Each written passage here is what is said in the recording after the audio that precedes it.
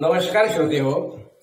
आजचा व्हिडिओचा विषय आहे नातं बाप लेकीचं. काही दिवसापूर्वी टीव्हीवर कन्यादान ही मालिका चालू होती. आपणही ही मालिका पाहिली पण असेल.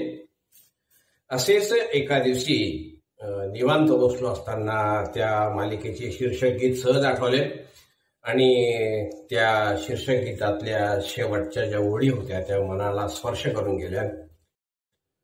त्या ज्या शेवटच्या ओळी होत्या त्या ओळी अशा होत्या. लेक परक्याचे धन, बाबा तुटतो वातून, आला गोठलेला क्षण, शुभमंगल कन्यादान. खरोखरच त्या मनाला चटका लावून जाणाऱ्या त्या अशा चार ओळी होत्या. तळ हाताच्या फोडाप्रमाणे जपलेल्या आपल्या लेकीला परक्याच्या हातात देताना बाबा किती तुटत असेल. खरं आहे का नाही? किती अर्ध वेदना होत असेल जाणून. बाप आणि लेक हे नाते शब्दात मांडणे कठीण आहे. बाबा हा शहाळ्यासारखा असतो. बाहेरून कितीही कठोर असला तरी आतून मात्र नितळ आणि मधुर पाण्याचा झरा असतो. बोट धरून चालायला शिकवणारा बाबा असतो. लेकीच्या हट्टासाठी घोडा होणाराही बाबा असतो. कुठलीही मुलगी जर डोळे झाकून एखाद्या पुरुषावर विश्वास ठेवू शकते तर तो फक्त तिच्या वडिलांवर. लेक जर घराचे सौख्य असेल तर त्या सौख्याचे पावित्र्य तिचा बाबा असतो.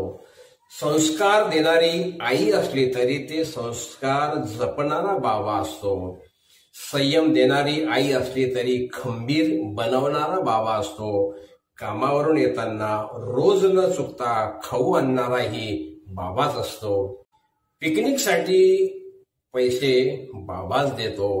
शॉपिंग करताना आईने कमी किमतीचा ड्रेस काढला तर हळूच लेकीला विचारून भारी आणि किमतीचा ड्रेस घेणारा सुद्धा बाबाच असतो. आईने काही काम सांगितले तर तिला दटावणारा सुद्धा बाबाच असतो.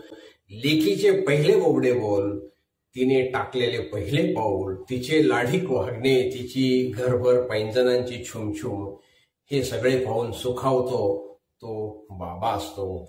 आणि लेकीला नाजूक कळीसारखा सांभाळणारा आणि प्रसंगी रागे भरणारा पण बाबाच असतो. पण त्यात त्याची लेकीसाठी तळमळ असते. तिच्यासाठीची काळजी असते. लेकीच्या प्रत्येक सुखासाठी झटणाराही बाबाच. आणि शेवटी मुलगी म्हणजे परक्याचे धन हे कटू सत्य पचवणाराही बाबाच. ज्या लेकीला 20-25 वर्ष जीवाच्या पलीकडे सांभाळले तिला एका क्षणात परक्याच्या हातात देताना त्याचे हृदय काय तुटत असेल याची कल्पनाही करता येणार नाही. आर्द्र धागे तुटल्याची ती वेदना कोणीच नाही समजू शकणार. आपल्या लेकीला माहेरचा उंबरठा ओलांडून सासरी जाताना पाहत्या वेळेस ढसढसा रडणाराही बाबाच असतो. आपल्या लेकीचा हात परक्याच्या हाती देताना आतून तुटणारा बाबाच असतो.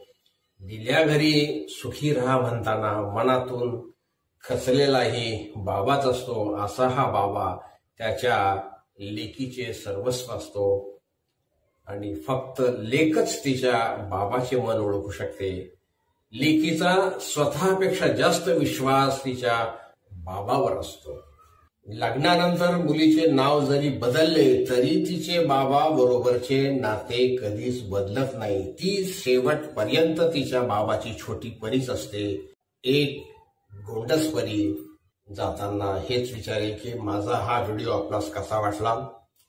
आवडल्यास नक्की कमेंट करा, चॅनलला लाईक व शेअर करा आणि हा व्हिडिओ जास्तीत जास्त लोकांपर्यंत फॉरवर्ड करा.